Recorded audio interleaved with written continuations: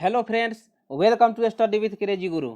Friends, आज हम मध्यकालीन भारत के इतिहास में लोदी वंश के बारे में पढ़ेंगे। ओके, देखिए फ्रेंड्स, इससे पहले हम बता दें जो लोदी वंश में जो उसका संस्थापक था लोदी वंश का, जो 1451 ईस्वी में स्थापना करता है, कौन था? बहलोल लोदी। तो बहलोल लोदी के बारे में जो वीडियो है वो हम डाल चुके हैं, तो आप उसको देख लीजिए। उसके बाद आज हम सिकंदर लोदी के बारे में पढ़ेंगे। ओके फ्रेंड्स, तो क्या है कि जो छोटा छोटा वीडियो रहेगा तो आपको देखने में भी सहूलियत होगा। तो क्या है कि राजा बाई राजा जो शासक बना है दिल्ली सुल्तान का लोदी वंश में, तो उस पे लाएंगे। तो पहले इससे पहले हम आपको बता दें, तो देखिए दिल्ली सल्तनत में 5 वंश आता है। कौन कौन है? देखिए, गुलाम वंश, आप जानते हैं ना गुलाम वंश। गुलाम वंश बोलिए या दास वंश बोलिए या ममलूक वंश बोलिए, तो तीनों उसी का नाम है। तो क्वेश्चन पूछ देगा, याद रखिएगा। चलिए ठीक है, पृष्ठभूमि थोड़ा तैयार कर लेते हैं ना। तो गुलाम वंश हो गया। उसके बाद आपको इसके बाद आ जाता है खिलजी वंश। कौन आ जाता है? देखिए, खिलजी वंश आ जाता है। तो खिलजी वंश के बारे में आपको बता दिए थे। उसके बाद आ जाता है खिलजी वंश के बाद कौन आ जाता है? तुगलक वंश आ जाता है। कौन सा? तुगलक वंश आ जाता है। तो तुगलक वंश के बारे में बता दिए हैं। आप प्ले लिस्ट में देखिएगा, मध्यकालीन भारत के प्ले लिस्ट है, उसमें आप जाके आप देख लीजिएगा। ओके, और तुगलक वंश के बाद कौन आ जाता है? चौथा में आ जाता है, जो चौथा दिल्ली की संसद का जो वंश होता है, सैयद वंश आता है। कौन? तो सैयद वंश के वीडियो भी डाल चुके हैं। ओके, और पांचवा जो अंतिम दिल्ली सल्तनत का जो मतलब क्या वंश आता है, वो है लोदी वंश। कौन है? लोदी वंश। तो लोदी वंश का जो शासन काल होता है 1451 से 1526 ईस्वी तक होता है। कब? 1451 से 1526 ईस्वी में होता है, क्योंकि 1526 ईस्वी में इब्राहिम लोदी, जो कि लोदी वंश का अंतिम शासक होता है, और बाबर के बीच में युद्ध होता है, पानीपत का प्रथम युद्ध। उसमें बाबर विजयी होता है और मुगल वंश का स्थापना कर देता है, और जो इब्राहिम लोदी है युद्ध में मारा जाता है। ओके, तो क्या है कि आपको हम इब्राहिम लोदी लाएंगे ना, इसके बाद सिकंदर लोदी के बाद, तो उसमें पूरा बता दूंगा। ओके फ्रेंड्स, तो आपको थोड़ा सा बता दूं। देखिए, लोदी वंश का संस्थापक कौन है? लोदी वंश का संस्थापक है, देखिए कौन है? बहलोल लोदी। आप पीछे देख लीजिएगा, पीछे वाला वीडियो में हम इस पे बहलोल लोदी के बारे में पूरा डिस्कस कर चुके हैं। ओके फ्रेंड्स, तो चलिए वीडियो को आप स्टार्ट करते हैं सिकंदर लोदी से। और यदि आपको वीडियो अच्छा लगे तो क्या करना है, चैनल को सब्सक्राइब कर दीजिए और दोस्तों को थोड़ा शेयर कीजिए, क्योंकि शेयर थोड़ा आप लोग कम करते हैं। तो शेयर कीजिए, और कोई भी एग्ज़ाम हो, जो चीज़ का आप एग्ज़ाम का तैयारी करते हैं, और यदि आप उसमें हिस्ट्री पढ़ना है तो मध्यकालीन भारत का हिस्ट्री यहाँ से देखिए, हर एक डाउट क्लियर हो जाएगा। जब आप एग्ज़ाम देने जाइएगा ना, तो क्वेश्चन आएगा तो आपको याद आ जाएगा, अरे सर वहाँ पढ़े हैं। कहाँ पे? स्टडी विथ क्रेजी गुरु पे। ओके फ्रेंड्स, तो चलिए आते हैं, आज हम स्टार्ट करते हैं। तो देखिए, आपको बताया ना, स्टार्ट करने से पहले आपको एक बार लोदी वंश में मैप दिखा देते हैं, क्योंकि आपको पता होना चाहिए ना कि जैसे में उस समय जब दिल्ली सल्तनत चल रहा था, लोदी वंश का, देखिए लोदी वंश का शासन काल था, तो कितना मतलब कैसा एरिया था, मतलब कौन कौन राज्य कहाँ पे थे। ओके ना, तो इसके बारे में देखिए आपको बताते हैं हम। आपको तैमूर लंग के बारे में जानते हैं ना? देखिए, तैमूर अरब। तो तैमूर लंग जो है, तैमूर लंग दिल्ली पे 1398, कब? 1398 ईस्वी में आक्रमण करता है। तो उस समय कौन शासक था? कौन शासक था? वो तुगलक वंश का शासनकाल था। ओके, तो चलिए, तो आप समझ गए, 1398 ईस्वी में तैमूरलंग आक्रमण कर देता है। ओके, उसके बाद देखिए, उसके बाद ना सैयद वंश का स्थापना होता है, और उसके बाद लोदी वंश आता है 1451 ईस्वी में। तो देखिए, कश्मीर श्रीनगर ऊपर है, आप तो जानते हैं। ये लाहौर है। ओके, ये लाहौर है, ये मुल्तान है। ओके, उसके बाद देखिए आपको यहाँ देखिए दिल्ली है, दिल्ली, आगरा, मेवाड़, चित्तौड़, अहमदाबाद, ठट्टा। ठट्टा जानते हैं ना? ठट्टा में ही फिरोज शाह तुगलक ने क्या किया था? राजाभिषेक हुआ था। ठट्ठा में फिरोज शाह तुगलक का राजाभिषेक हुआ था, क्योंकि ठट्ठा में ही मोहम्मद बिन तुगलक का की मृत्यु हो गई थी। इतना हम आपको पिछले वाला वीडियो में बता दिए हैं तुगलक वंश में, आप वहाँ जाइए देखिए, आ जाएगा। तो इतना आप समझ गए इसके बारे में। उसके बाद देखिए, ये मालवा हो गया। ओके, ये ग्वालियर है, जौनपुर है, इधर बंगाल है। ओके, और बंगाल में ही शासन कौन का? गौर था। देखिए गौर है ना। उसके बाद ब्रह्मपुत्र नदी इधर है। उसके बाद देखिए वो सब छोड़िए, उसके बाद यहाँ देखिए दौलताबाद। दौलताबाद आप जानते हैं ना? दौलताबाद का पुराना नाम था देवगिर, जिसको राजधानी कौन बनाया था? मोहम्मद बिन तुगलक ने राजधानी बनाया था। किसको? देवगिर को, जो वर्तमान में उसको हम दौलताबाद कहते हैं। ओके, उसके बाद देखिए, ये खान देश है। उसके बाद आपको हम जब हम आपको दिल्ली सल्तनत ख़त्म कर देंगे ना, जब सैन्य व्यवस्था कृषि सब बता देंगे, तो हम विजयनगर साम्राज्य और बहमनी साम्राज्य पे आएंगे। ओके, तो देखिए यहाँ पे बहमनी साम्राज्य है। बहमनी में आपको हम बीदर के बारे में बताएंगे, गुलबर्गा के बारे में बताएंगे, सब बताएंगे। ओके, तो बहमनी राज्य ऊपर है। ओके, देखिए बहमनी राज्य वहाँ है, और देखिए विजयनगर जो राज्य है यहाँ पे है। ओके फ्रेंड्स, तो इतना आप मैप देख लिया। चलिए अब आज क्या हम लेक्चर को स्टार्ट कर देते हैं। सिकंदर लोदी, बहलोल लोदी के बारे में बता दिए थे। 38 साल सबसे ज़्यादा दिल्ली सल्तनत में जो शासन किया था, कितना 38 साल शासन किया था, बहलोल लोदी था। कौन? बहलोल लोदी। तो वो क्या था? संस्थापक था। तो जब उसकी मृत्यु हो गई 1489 ईस्वी में, तो वो जो अपने जो सल्तनत था वो अपने बेटों और किसमें जो रिश्तेदार था उसमें बांट देता है। तो इससे क्या हो जाता है कि जब बहलोल लोदी की मृत्यु हो जाती है, तो क्या होता है? आंतरिक विद्रोह हो जाता है। मतलब वो अपने आप को स्वतंत्र घोषित करने लगता है सबसे, मैं शासक बनूंगा, मैं शासक बनूंगा। तो जो सिकंदर लोदी होता है, जो 1489 ईस्वी से 1517 ईस्वी तक क्या करता है? शासन करता है दिल्ली पे, दिल्ली सल्तनत में, लोदी वंश में। तो क्या होता है कि जो सिकंदर लोदी है वो कुछ युद्ध भी लड़ता है। उसके बाद कोई जो अमीर थे उसके किसी को हत्या कर देता है, किसी के साथ मतलब क्या होगा, संधि कर लेता है, मतलब मिल के, और शासक बन जाता है। कब? 1489 ईस्वी में। 1489 ईस्वी में जो सिकंदर लोदी है वो दिल्ली की गद्दी पर बैठता है। ओके फ्रेंड्स, इतना समझ गए। चलिए उसके बाद देखिए, जब सिकंदर लोदी गद्दी पे बैठता है, तो उससे पहले उसका नाम क्या था? निजाम खां नाम था। क्या नाम था? निजाम खां। याद रख लीजिएगा फ्रेंड्स। यदि आपसे देखिए क्वेश्चन अभी क्या पूछ देगा, आप जी के है क्या क्वेश्चन पूछ देगा, आपको कुछ पता नहीं चलेगा। तो ये सब भी थोड़ा नाम रखिए, याद रखिए। यदि पूछेगा पूछेगा आपसे जो दिल्ली सल्तनत में किस शासक का नाम निजाम खां था, तो आप नहीं पढ़ रहिएगा तो कैसे बता दीजिएगा। तो किसका नाम था? सिकंदर लोदी का नाम निजाम खां था।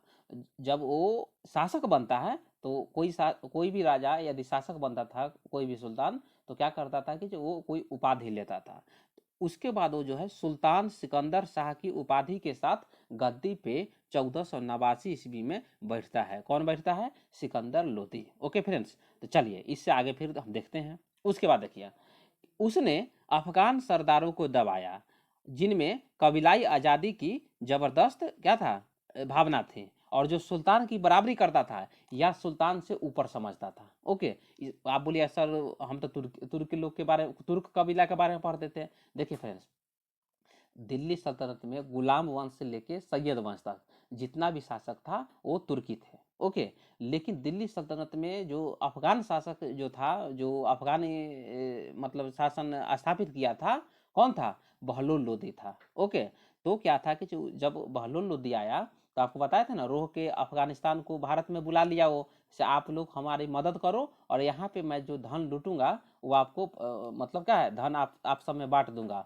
आप वहाँ पे जो गरीबी का ज़िंदगी जी रहे हैं, आप भारत आइए, आपको पैसा यहाँ से लूट के आपको दूंगा पैसा, तो आप अमीरी की ज़िंदगी जी लीजिए। तो इतना बात तो हम पिछला वाला में बता दिए थे आपको। ओके फ्रेंड्स, तो चलिए, तो उसी में से जब बहलोल लोदी की मृत्यु होता है, तो उसमें से कितना जो अफगान सरदार थे अपने आप को मतलब मजबूत स्थिति में थे। तो सिकंदर लोदी जो है क्या करता है कि जो अफगान सरदार थे उसको क्या करता है, मतलब उसको किसी को हत्या करवा देता है, किसी से युद्ध लड़ता है, किसी से संधि कर लेता है, बताए ना। तो वो उसको सबको दबा दिया, जो अमीर अफगान थे, जो मजबूत अफगान थे, उसको क्या करता है? दबा देता है। ओके, और सुल्तान बन जाता है। तो इसका मतलब ये समझ गए। चलिए अगला पॉइंट देखते हैं। देखिए, अपने श्रेष्ठतर स्थिति जतलाने के लिए जो सिकंदर लोदी था, सरदारों को, किसको? जो सरदार थे उसमें अपने सामने खड़ा रखता था। देखिए राज दरबार में वो आता था तो क्या कहता था कि मतलब आप गुलाम वंश का बलबन के बारे में जानते हैं ना, यदि राज दरबार में आता था तो पाबोस पैबोस वाला जो था ना, आपको बताए थे ना, वो जो प्रथा लाया था पैबोस वाला, जो सुल्तान के सामने क्या करना है, झुकना है, और उसको पैर को चूमना है, किसके? सुल्तान को, बलबन में। ओके, पैबोस वाला बताया था ना, सिजदा और पैबोस प्रथा बताए थे ना, उसी तरह था। तो जो सिकंदर लोदी था वो क्या किया, जो कोई भी सरदार रहता था, राज दरबार में रहता था, तो किसके? सिकंदर लोदी के सामने खड़ा रहना पड़ता था। ये नहीं कि जो सुल्तान बैठ गया था आप बैठिएगा, ऐसे नहीं था। अपनी श्रेष्ठता जताने के लिए, मतलब मैं उच्चतर हूँ, मैं ऊंचा हूँ, ओके, मैं सुल्तान हूँ, ये जताने के लिए जो सरदार था उसको उसके जो सुल्तान था सिकंदर लोदी, उसके सामने खड़ा रहना पड़ता था। तो इतना समझ गए। चलिए अब आगे देखते हैं। देखिए उसने अनाजों पर चुंगी कर समाप्त कर दिया। देखिए पहले का क्या था, सरदार था जो चुंगी लेता था, जितना भी सुल्तान था दिल्ली सल्तनत का वो अनाज पे चुंगी लेता था। लेकिन सिकंदर लोदी जो है अनाज पर चुंगी को समाप्त कर दिया, चुंगी नहीं लिया। उसके बाद देखिए आपको जो खम्स था, खम्स किसे कहते हैं, लूट का धन था, वो भी नहीं लिया, उसमें से भी वो नहीं लिया। ओके, जैसे में यदि सैनिक आप लूट लूट रहे हो तो अपने बांट लो, मतलब सुल्तान आपसे नहीं लेगा। इतना बात समझ गए।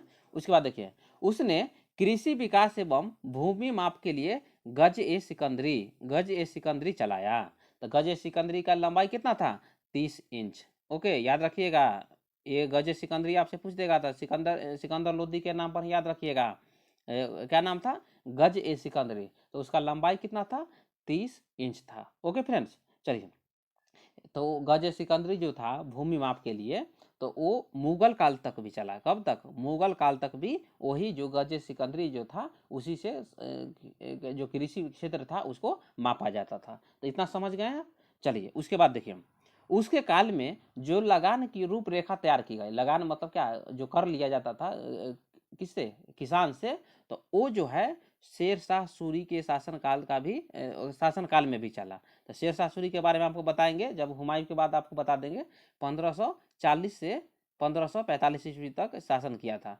1540 से 1545 ईस्वी तक दिल्ली पे शासन किया था हुमायूं के हरा के, और सूर्यवंश का स्थापना किया था, याद रखिएगा। फिर 1555 ईस्वी में इसके वंशज को हरा देता है हुमायूं, और फिर मुगल वंश का स्थापना कर देता है। मतलब क्या, मुगल वंश को मजबूत स्थिति लाता है कौन, हुमायूं। और हुमायूं के बाद अकबर आता है। ओके फ्रेंड्स, तो इतना समझ गए ना। जो चुंगी कर को समाप्त कर दिया सिकंदर लोदी, और जो कृषि विकास एवं भूमि माप के लिए एक जो मतलब क्या स्केल लाया, उसको क्या क्या बोला, गज ए सिकंदरी चलाया। ओके, माप के लिए। और यह जो गज ए सिकंदरी था मुगल काल तक जारी रहा। ओके, तो इतना समझ गए। उसके बाद दूसरा पॉइंट आपको बताए थे, उसके काल में जो लगान की रूपरेखा तैयार की गई थी ना, वो शेर शाह सूरी के शासनकाल में भी वो आधार माना, और उसी अनुसार कर लेता था। ओके फ्रेंड्स, तो चलिए उसके बाद देखिए सिकंदर लोदी क्या करता है। देखिए उसने स्त्रियों को पीरों की मजारों पर, मतलब जो संत थे ना, संत के जो मजार थे, मजारों पर जाने पर प्रतिबंध लगा दिया। किसको, स्त्रियों को। तो वहाँ पे जो पीरों की मजारों पर जाने से रोक लगा दिया। और पीरों की याद में जो जुलूस निकाला जाता था ना, जुलूस निकाला जाता था, उस पर सख्त पाबंदी निकाल दीजिए कि मेरे राज्य में क्या, आप यदि स्त्री को पीरों की मजार पे नहीं जाना है, और पीरों की याद में यदि आप जुलूस निकालते हैं तो उस पर प्रतिबंध लगा दे, ये आपको नहीं लगा, क्या करना है, नहीं निकालना है जुलूस।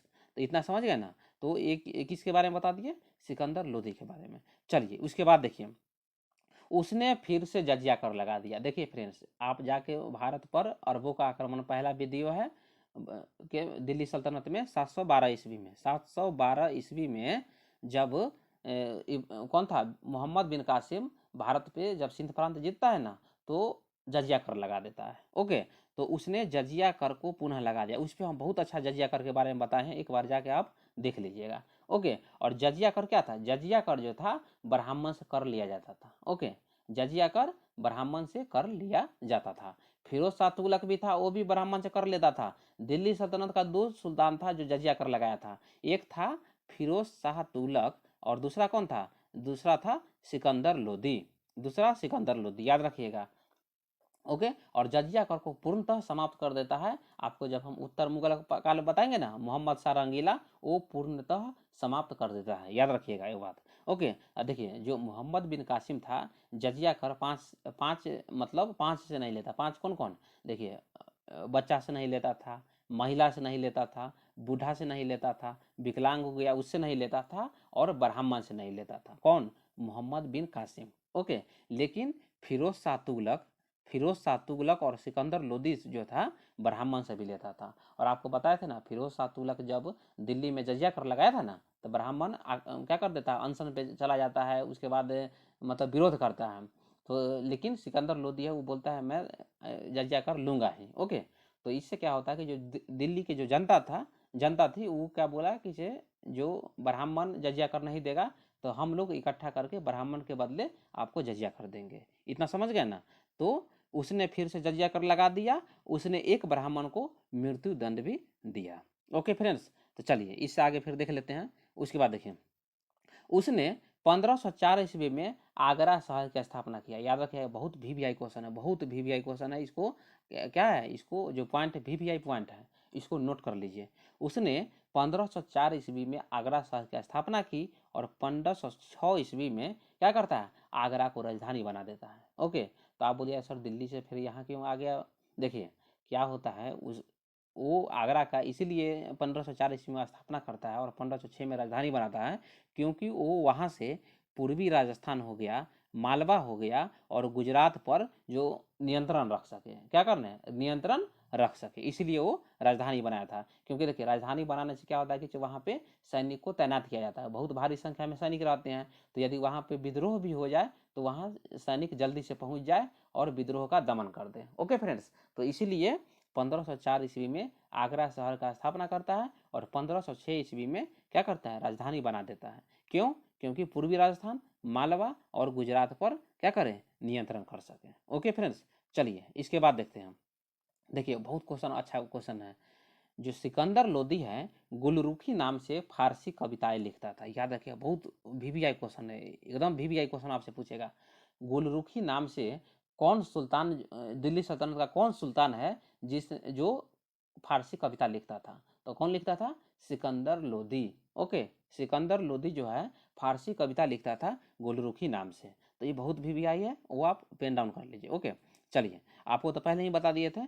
वह दिल्ली सल्तनत का एकमात्र सुल्तान हुआ जिसने खम्स, ओके देखिए खम्स ऐसे लिखा था, है ना। देखिए खम्स मतलब लूट का धन से कोई हिस्सा नहीं लिया। खम्स मतलब लूट का धन से कोई हिस्सा नहीं लिया। तो ओके फ्रेंड्स, इतना समझ गए ना। देखिए लूट के धन से जो अलाउद्दीन खिलजी का नाम सुने हैं ना आप, 3/4 भाग वो ले लेता था खम्स से। कौन, सिकंदर लोदी, नहीं नहीं अलाउद्दीन खिलजी। ओके, और सिकंदर लोदी जो था वो जो खम्स है मतलब लूट का धन था उससे कोई भी हिस्सा नहीं लेता था। ओके, और अलाउद्दीन खिलजी 3/4 भाग ले लेता था। चलिए आगे देखते हैं। देखिए उसके बाद क्या होता है, 1517 ईस्वी में सिकंदर लोदी की मृत्यु हो जाती है। कब मृत्यु हो जाती है, 1517 ईस्वी में। उसके बाद कौन आता है, उसके बाद आएगा इब्राहिम लोदी। ओके, इब्राहिम लोदी कब से कब, 1517 से 1526 ईस्वी। तो अगला वीडियो हम इब्राहिम लोदी पे लाएंगे, क्योंकि वीडियो बड़ा हो जाता है तो स्टूडेंट मैसेज क्या करते हैं, कमेंट करते हैं सर थोड़ा वीडियो छोटा लाया कीजिए। तो लीजिए वीडियो छोटा ला दिए हैं। अगला वीडियो हम इब्राहिम लोदी के बारे में लाएंगे, उसमें आपको बताएंगे कि इब्राहिम लोदी की मृत्यु हो जाती, कैसे युद्ध हुआ, कैसे पानीपत का प्रथम युद्ध होता है, उसमें बाबर जीत जाता है और क्या कारण होता है कि बाबर जीत जाता है और कौन, इब्राहिम लोदी जो है हार जाता है, क्योंकि इब्राहिम लोदी के पास बहुत ज़्यादा सैनिक था। तो अगला वीडियो आप देखिए। ओके फ्रेंड्स, तो आज का वीडियो हम यहीं पे समाप्त करते हैं फ्रेंड्स।